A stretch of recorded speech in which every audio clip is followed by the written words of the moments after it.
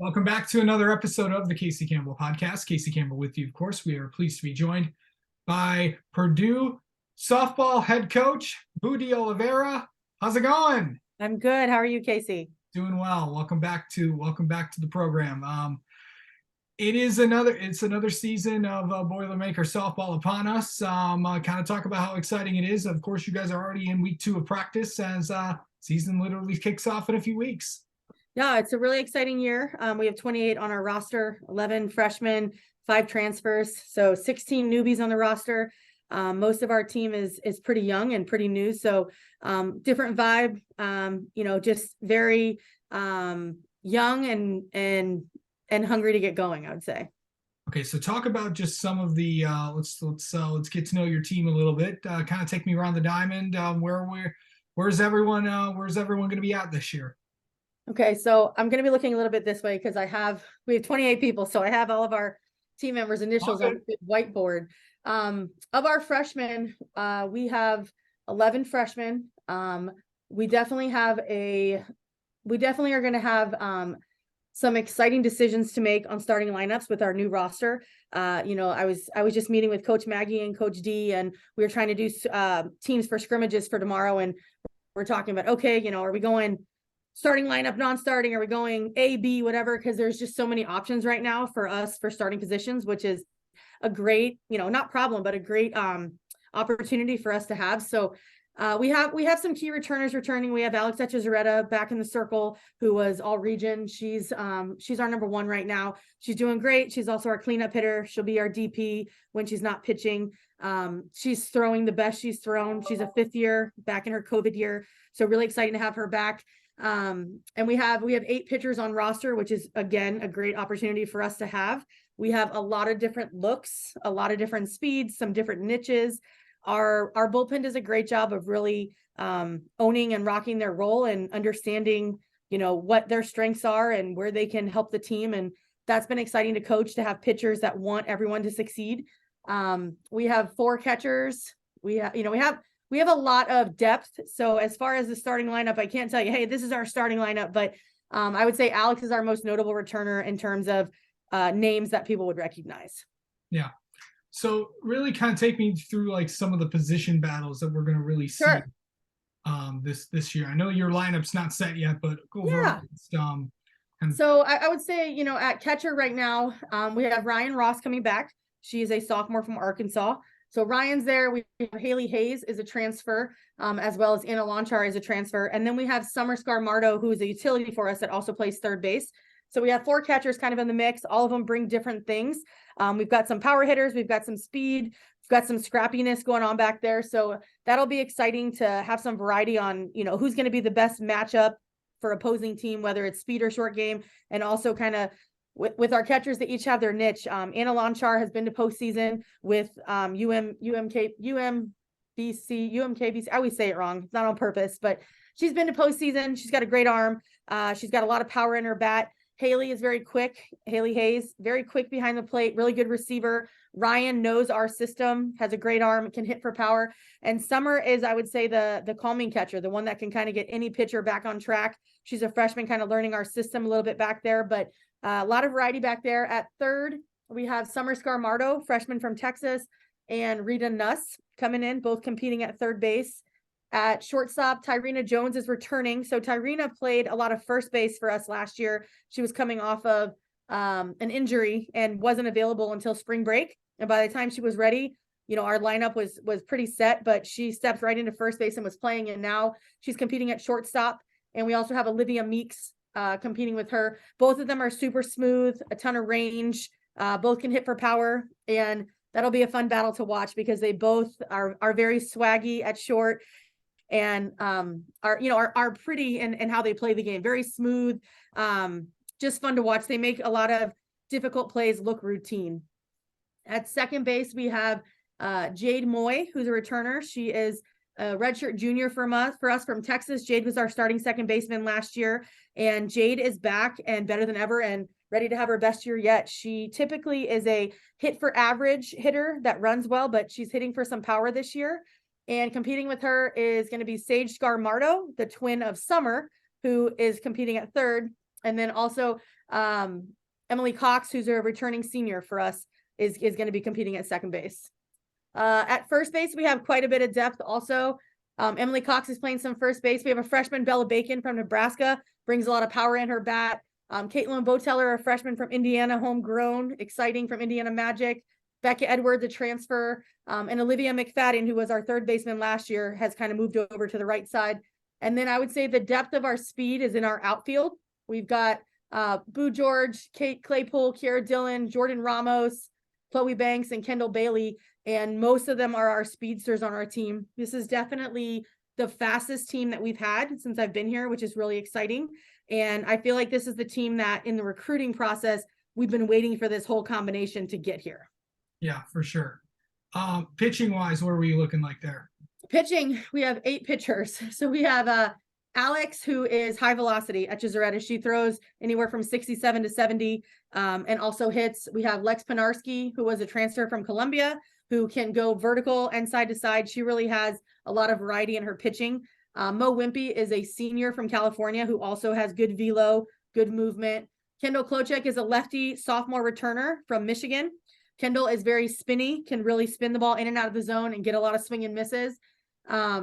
Juliana Verney is a freshman from Buffalo who I think is going to kind of take the scene by surprise. She was a late add-on to our class, and she has really good stuff. She changes speeds really well. She has high velocity, and she really just is very kinesthetically aware and can move the ball in all quadrants. Emma Bailey is a freshman from Indiana, also has a lot of vertical options. She played for the Lady Dukes. And then Olivia Caney is a freshman from North Carolina, lefty, that has one of the best changeups that I've seen and just has a lot of funky spin on the ball. So exciting when working with them because, and Maddie Ellish, sorry, I forgot to say, Maddie Ellish transferred from Arizona with a lot of high caliber experience last year. And Maddie goes down and change up. So we have a lot of options as far as what they throw and quite a bit of variety and speed. And while our bullpen has some maturity, we also have some, young blood coming in, and they really all just feed off each other and work well together. Yeah. Do we get the outfield? We talked about the outfield, right?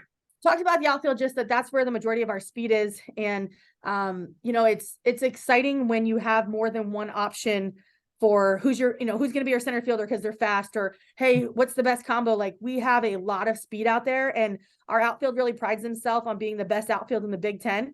And I truly believe that. When we have live hitting, I'll be, doing quality at bats with Coach D, and we'll be talking about, was that a hit? Was that not? And she'll be like, come on, like, wasn't that a hit? I'm like, not on our outfield. Like, that caught. Like, our outfield catches everything. Yeah. So let's talk about the Big Ten this year. Obviously, it's going to look a little different. Obviously, with obviously the two obviously very familiar faces to the league. What's it going to be like this year? No Jackie and no Hutch. Well, I think for the sport in general, obviously those are two really big losses to not have as active coaches. They both are very instrumental in helping us as a conference and as a sport get to where we are. And, don't be fooled. While they're not actively coaching, they still have a big impact on the game. They both were at convention. Jackie is an administrator at Michigan State. Hutch is still very involved in Michigan, and they still have voices that are being heard in softball. Their programs are in really good hands, but I would say the matriarchs of the Big Ten, some of them have obviously now retired, and it's going to look, I think it's really going to be a dogfight in the Big Ten because there are, as some of the bottom programs are getting better, those top programs are still staying really good. So it'll be exciting to see the Big Ten battle it out because we've had really good schedules across the conference as far as preseason, so building our schedules to have really good RPI. And while that involves a little bit of travel, it's exciting to see the Big Ten teams competing against some of the best teams in the country. And, our goal is obviously to continue to get more teams in postseason. And I really believe with what rosters are in the Big Ten this year that we will have more in postseason. So let's talk about the non-conference schedule that you guys are going to be on. Of course, you start with Florida State. Yeah. So we start at Florida State. And Longwood and Lipscomb, and I believe when you do these things, I have these things all up on my board, but kind of all the teams kind of jumble together. But yeah, we're starting at Florida State. We're really excited about that. We have quite a bit of our team members are from Florida. We've never been to Florida State since I've been on staff here. So it'll be exciting to take our team to a national championship team stadium, to compete against them, to have good RPI, and to get to play in some nice weather. So we're excited to start there. Weekend 2, we have the Big Ten ACC Challenge at NC State, which is NC State and Syracuse with us, which will be, a great test. Hopefully it warms up some there. Sometimes it's a little cold in Carolina around that time, but that's weekend 2 for us.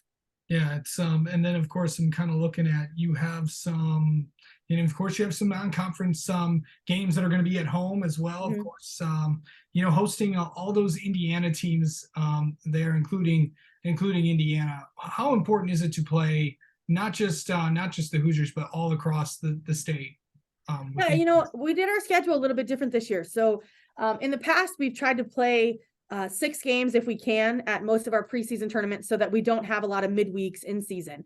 And the thought behind that is that we're saving our pitching for Big Ten. We're not using our pitching midweek. But this year we have a little bit more depth on our roster. We have more depth on our pitching, and we have one of the best stadiums in the country. So it would be silly to not have teams come and play us at Bittinger Stadium, which, I mean, we want for nothing at our stadium. Our stadium is amazing. It's beautiful. It's, one of those dream stadiums. When you talk about what's one of the nicest stadiums in the country, Bittinger is definitely on that list. So playing the teams in Indiana is really important. We also really pride ourselves on, the in-state battle, winning the state championship, if you will. So we take a lot of pride in playing our in-state teams and winning the state of Indiana, as far as being the best team in the state of Indiana. And you can't play in the Midwest before that, right? So like we go Florida State, NC State, UCF, UNC, Cal State Fullerton, and Ole Miss. So it's nice to actually not be on the road. The way our schedule panned out this year, we actually go 6 weeks of preseason, and then our first 2 weekends of Big Ten are on the road as well. So we have 8 weekends on the road, which, you could say is a challenge or an opportunity. So those home games on the midweek are going to be really important for us. Yeah, so talk about, and then some of the non-conference the conference games that you have at home. Of course, Michigan's coming there. Yeah. You guys are going to go on the road to Rutgers. Yep. So that's kind of talk about just some of the conference opponents where they kind of really mesh in with the schedule. Yeah, so we opened up the Big Ten at Nebraska, which is exciting, returning Big Ten champions. It'll be a good test for us to see where we're at. Then we play Indiana midweek, and then we go to Rutgers, and those are our 3 kind of, 2 back-to-back, but 3 right in a row. In the Big Ten, you always have your natural opponent midweek. So we have Indiana early, which is great. We love playing Indiana. They always put up a good fight. They're very scrappy. It's a high energy game. It's, a good fan draw for us, but we're excited. We have not been to Rutgers on the road since I've been here. So that'll be our first time there. We haven't had Michigan here in a long time. Coach D, our hitting coach, is an All-American alumni from Michigan. So that'll be exciting to play. We go to Ohio State, again, never been there as a head coach here at Purdue. So that'll be nice to play there. We have some Ohio kids in our lineup, and then we're returning to Michigan State, which we went to last year. And Penn State comes to us, but not playing some of our usual. So we don't play Illinois or Northwestern this year, which is kind of the first time for us in a really long time to not have them on our schedule, but exciting to get to play so many teams that have been, traditional postseason teams, as we're trying to compete to become one of those. Yeah. And then just kind of talk about where you want to see your team out of these first few games when you guys start the season in a few weeks. I mean, I want to win, obviously, right? Everybody wants to win. Part of our Boilermaker creed that we say every day is that Boilermakers expect to win. And, I firmly believe that we can be one of the best teams in the country, and we just have to show up. We have the talent, we have the chemistry. You got to show up on game day. Any team can win on game day. And for us, we're scheduling tournaments that we really believe that we can be successful at while also being challenged. And, it's going to be exciting to see so many newcomers be part of our roster and see our veterans, kind of mentor those newcomers when we're on the road. It's going to be an exciting year. I think, people that are not Purdue softball fans yet, get on board, because this is going to be a great year for us. And not only athletically, but we have a ton of just funny and, awesome personalities that our team is one of those teams that when you start to follow us, you're going to fall in love with our team. Oliveria, thank you so much for coming on and talking with us, and best of luck this season to the Boilermakers. Thank you. Thanks for having me.